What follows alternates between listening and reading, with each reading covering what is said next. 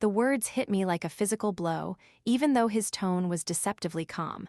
"Honey, from this paycheck on, we are going to manage our money separately. I'm tired of supporting you." My husband, Jason, sat across from me, his eyes fixed on his phone, as if delivering this bombshell was no more significant than checking the weather. For a moment, I just stared, the avocado toast and smoked salmon suddenly tasting like ash in my mouth. Then, a strange sense of calm washed over me. "I happily accept," I replied, my voice steadier than I expected.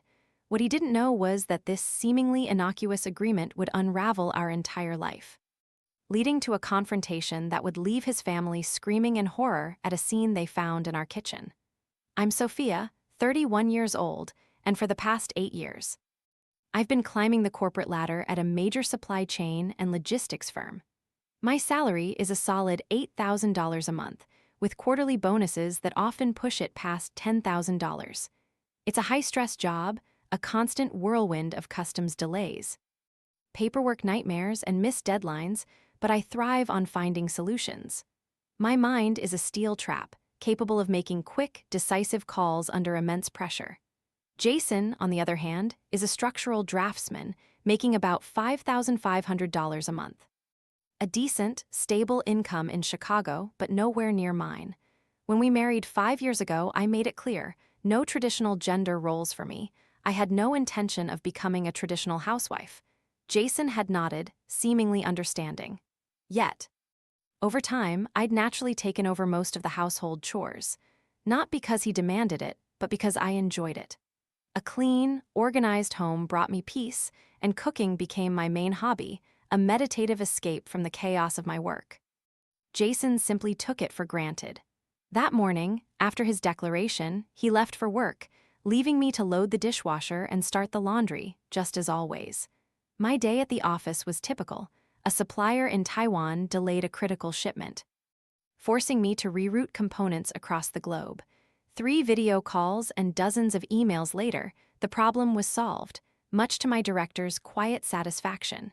He was long past being surprised by my ability to navigate any crisis. On my way home, I stopped at Whole Foods. Tomorrow was Saturday, the day Jason's family always descended upon us.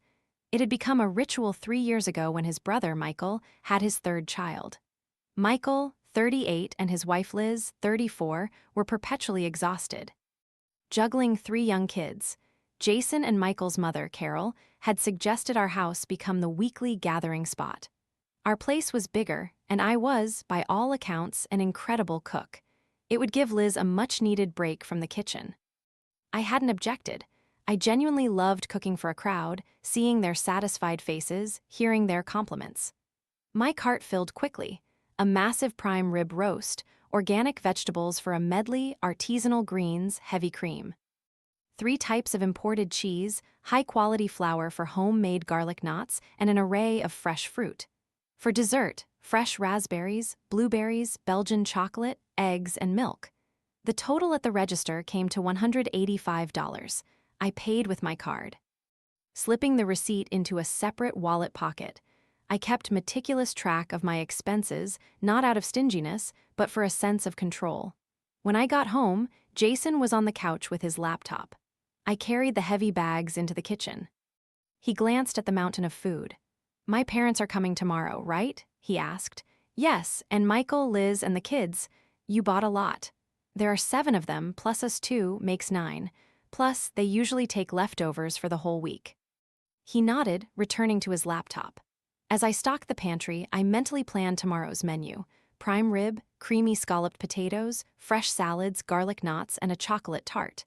Saturday morning, I was up by 8:00 a.m., apron on, jazz playing softly. I rubbed the prime rib with herbs, garlic, and coarse salt, then slid it into the oven. Next, paper-thin potato slices for the gratin, simmering in heavy cream and gruyere. My hands moved with practiced speed. Jason finally appeared around 11:00 a.m., still groggy. He took in the bubbling pots and the delicious aroma. "Need help with anything?" he mumbled. "Can you set the table in the dining room? The good placemats are in the top drawer." He obediently fetched the plates and silverware. I was whipping cream for the tart when the doorbell rang at 1:00 p.m. sharp. My in-laws were aggressively punctual. Carol, Jason's mother, a robust woman with a perpetually dissatisfied expression, entered first, carrying her usual large tote bag, a collection of empty Tupperware I knew for the inevitable leftovers. Behind her, Michael, looking drained, followed by Liz, pale and tired, and the 3 kids. The boys bolted for the guest room and its trove of toys, while the little girl clung to Liz's leg. I began bringing the dishes to the table, the perfectly medium-rare prime rib, the rich scalloped potatoes, a massive salad with goat cheese and candied pecans, warm garlic knots, and finally, the stunning fruit and chocolate tart. Carol circled the table, inspecting each dish with her usual critical gaze. "Sophia, this looks wonderful as always," she said, though her tone suggested it was merely adequate. "But darling, are you sure this prime rib is enough? Michael eats like a horse," I smiled. "It's a 7-pound roast, Carol. I think we'll manage." The meal began. Everyone ate with gusto, especially Michael, who indeed ate like a horse, and the children, who devoured the garlic knots. Liz, for once, looked relaxed, enjoying a meal she hadn't cooked. Throughout the meal, Jason barely spoke to me, his attention solely on his family. His father, Arthur, mostly grunted in response to questions, absorbed in his food. After dinner, as I cleared the table, Carol cornered me. "Sophia, dear, I noticed you didn't make your famous lemon bars this time." Michael was so looking forward to them. "I made a chocolate tart, Carol," I replied, gesturing to the nearly empty dessert platter. "Oh, yes, it was good, but the lemon bars are just so traditional.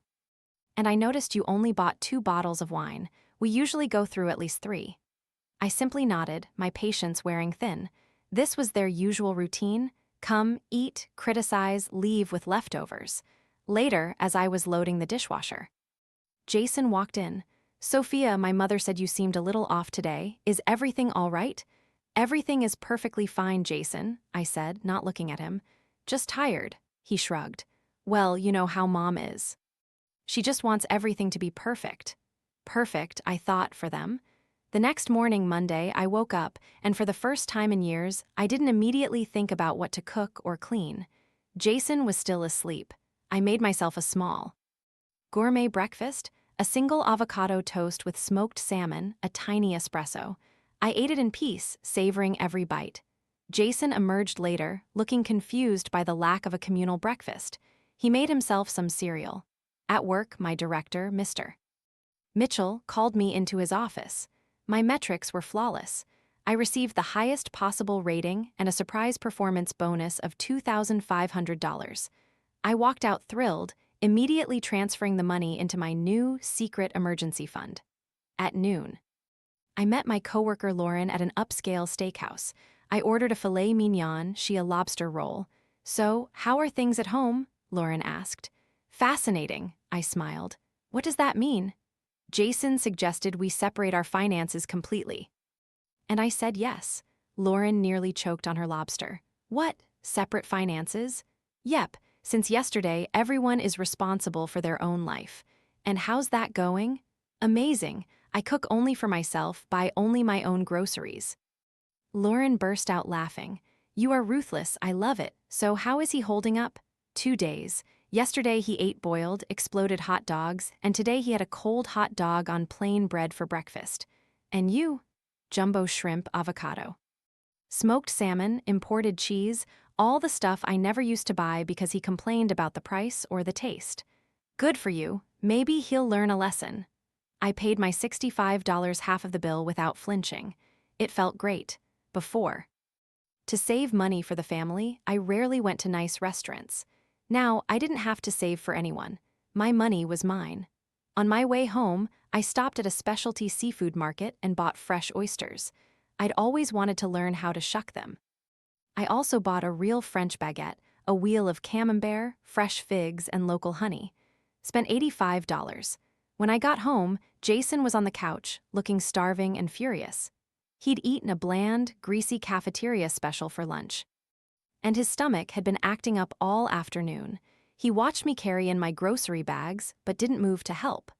I began preparing my dinner: carefully shucking the oysters, arranging them on crushed ice with lemon wedges.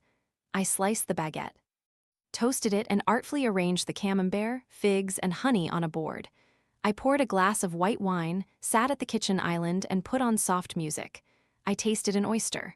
Buttery, briny, perfect, followed by a sip of wine. Heaven. Jason walked into the kitchen, taking in the scene. The oysters on ice, the baked cheese, the wine. He was starving. In the fridge, he only had white bread and hot dogs, which he was already sick of. "Sophia," he said, his voice strained. I looked up. "Yes, can we stop this now?" "Stop what?" "All of this, the separate finances thing. Let's just go back to how we were." "Jason, it's been exactly 2 days. You proposed this. You said it was modern and fair." "I didn't think you'd take it this literally." "How did you expect me to take it? You proposed separating our money, and I agreed. We are now managing our money separately. Everyone is responsible for their own stuff." "That's not what I meant." "Then what did you mean?" Jason opened his mouth, then clamped it shut. He couldn't find an answer that didn't make him sound horrible. He turned and walked out of the kitchen.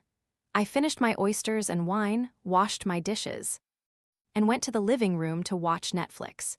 Jason sat on the couch, glaring and hungry. Eventually, he got up and went to the kitchen. I heard the clattering of pans and smelled burning oil. 20 minutes later, he returned with a plate of scrambled eggs that looked like burnt rubber. He ate them with a deep scowl.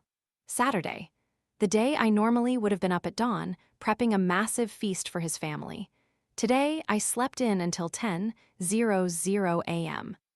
Scrolling through TikTok. No rush. Jason woke up late too. Around 11:00 a.m. he walked into the living room, stretched, yawned, and then suddenly froze. "Sophia," he said, his voice laced with panic. "My parents are coming over today." I was lounging on the sofa, reading a hardcover thriller. "Yes, I remember. Are you going to start cooking?" "No." Jason stood paralyzed in the middle of the room. "What do you mean, no?" "I mean, we manage our money separately. I don't cook for guests that aren't mine. Your parents are your responsibility. If you want to feed them, you cook or you order delivery." "Sophia, you can't do this." "Why not? They're family. You've always cooked for them." "We used to use our joint money to feed them." "Yes, used to. Now we have separate budgets. So, if you want to host your parents, use your money. The key word is before. Now, the rules have changed. The rules you set." Jason grabbed his phone and ran out to the balcony. I could hear frantic snippets of conversation. He was trying to convince his mother to cancel or reschedule, but Carol was adamant. They were already on their way. They'd be there in an hour. He came back inside, pale. "They're coming. What do I do?" "I told you, cook or order food. You still have time." "Sophia, please, give me some advice. I've never cooked for this many people." "The internet has millions of recipes." "Or call a restaurant. I'm sure someone can deliver in an hour." "But delivery is expensive. Cooking is cheaper. Help me out here." "Your choice." Jason paced the apartment in a panic, grabbed his coat, and bolted out the door. I heard the engine rev as he peeled out of the driveway. I casually went back to reading my book. 40 minutes later, Jason returned, carrying massive plastic grocery bags. He looked utterly defeated. He began to cook. The kitchen, usually my sanctuary, became a war zone. Flour coated every surface, pots boiled over, and the smell of burnt garlic filled the air. I watched, amused, as he fumbled with a recipe, constantly checking his phone. He tried to make a roast chicken, mashed potatoes, and a salad. The chicken came out dry and underseasoned, the potatoes lumpy, and the salad was just a pile of undressed lettuce. The doorbell rang. It was 1:00 p.m. again. Carol, Michael, Liz, and the children walked in. Their usual boisterous selves. They took one look at the kitchen, then at the meager, sad-looking spread on the table. The prime rib was gone, replaced by a shriveled chicken. The beautiful tart, replaced by a store-bought apple pie. Carol's eyes narrowed. "Jason, what on earth is this?" I cooked," he stammered, looking at me with desperate eyes.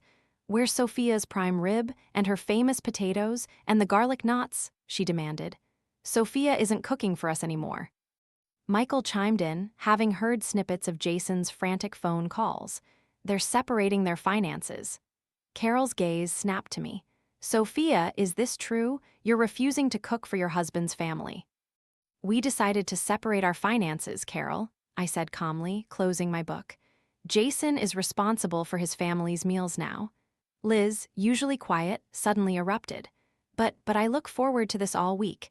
This is my only break from cooking. And what about the leftovers? Carol shrieked, her voice rising. We rely on those for the week. The children, sensing the tension, began to wail. The kitchen, usually filled with laughter and the aroma of delicious food, was now a scene of chaos and accusation. Jason stood there, utterly humiliated, unable to defend himself or me. He just stared at the floor. This is an outrage, Carol bellowed, pointing a finger at me. You are a terrible wife. How dare you treat your family like this? My family is my responsibility, Carol, I replied, my voice still calm, though my heart was pounding. And Jason's family is his. The argument escalated. Carol and Liz screamed at me, accusing me of being selfish, ungrateful, and a bad daughter-in-law. Michael tried to mediate, but his attempts were futile.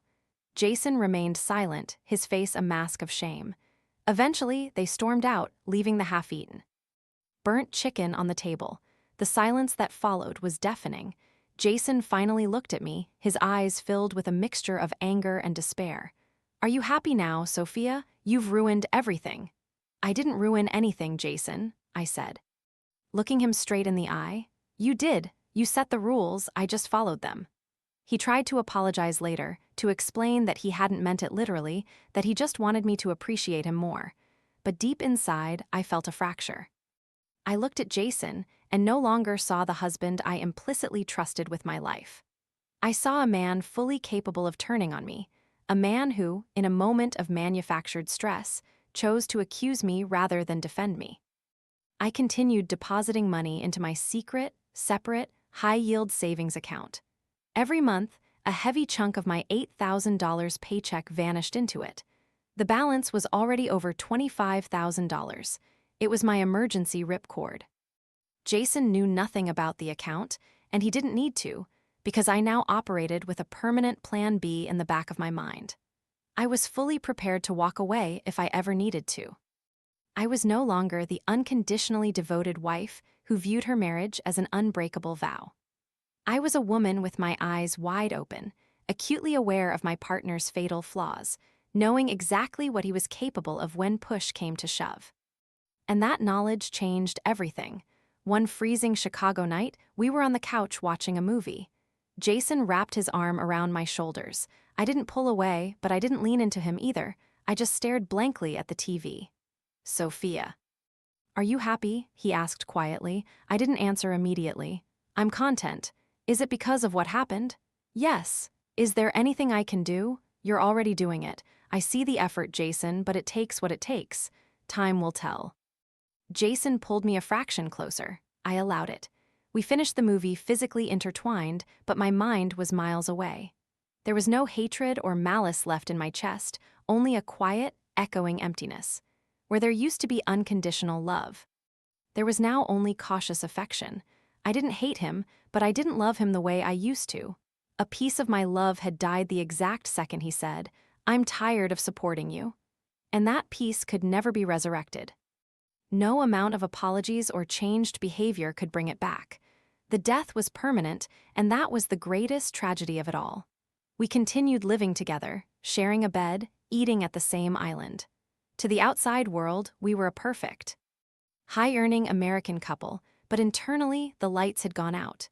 Jason held on to the desperate hope that one day the warmth would return to my eyes, that the true intimacy would come back, but I knew it never would. I had forgiven. But I had not forgotten. Some wounds don't heal, they just close up, stop bleeding, and leave a permanent, ugly scar. And every time I looked at Jason, I saw the scar. I remembered the betrayal. I kept an emotional wall built high because I could never fully trust him again. And without absolute trust, there is no true intimacy. A year passed, then two. We stayed together, living a peaceful, conflict-free existence. Jason kept trying. I kept my distance. My secret escape fund grew, $40,000, $60,000, $85,000. $1 evening, Jason looked at me across the kitchen island. Sophia, will you ever truly forgive me? I looked back at him, my eyes unreadable. I forgave you that very day. Jason, but forgiving someone doesn't mean forgetting what they did, and it doesn't mean trusting them again. So, you don't trust me? Not like I used to. Can I ever earn that back? I don't know. Honestly, probably not. Then why are we still together? I looked out the window at the snow falling over the city. Habit, mostly. Comfort, divorce is exhausting. But you don't love me. I care about you, but not the way I did before. It's colder now. Jason dropped his gaze to the granite countertop. I ruined everything. Yes, and it can never be fixed. Probably not. We sat in silence, physically 3 feet apart, but emotionally in different universes. Jason finally realized he had lost me forever. I might be sitting in his kitchen, but my heart had packed its bags and left years ago. That was the ultimate price of his arrogance, his paranoia, and his unforgivable words. He had won my pardon. But he had lost my love, and it was a loss he would never recover from. I continued my life, working, cooking, succeeding. On the outside, nothing had changed, but on the inside, I was already free. Emotionally liberated from the confines of the marriage. I stayed out of pity, out of routine, and to avoid the logistical nightmare of a split. But the love was gone, and I knew, with absolute certainty, that one day I would find the motivation to finally walk out the door. Not today, maybe not tomorrow, but someday. Because a life without love is a life half-lived, and I was not a woman who settled for half measures.